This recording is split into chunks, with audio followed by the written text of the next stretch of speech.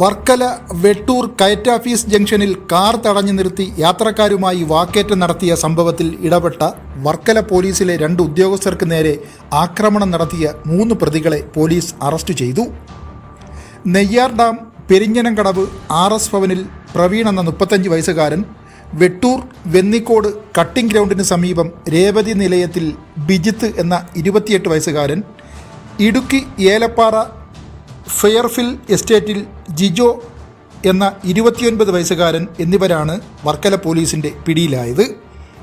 Varkala police സ്റ്റേഷനിലെ grade SI Najeeb, CPO Sujith എന്നിവരെയാണ് സംഘം ആക്രമിച്ചത്. കഴിഞ്ഞ ദിവസം രാത്രി 12:30ഓടെയാണ് സംഭവം നടന്നത്. വെട്ടൂർ ജംഗ്ഷനിൽ യാത്രക്കാരുമായി പോവുകയായിരുന്ന കാറിനെ 3 അംഗ സംഘം തടഞ്ഞു നിർത്തുകയും തുടർന്ന് ഡ്രൈവറുമായി വാക്കേറ്റമുണ്ടാവുകയും ചെയ്തു.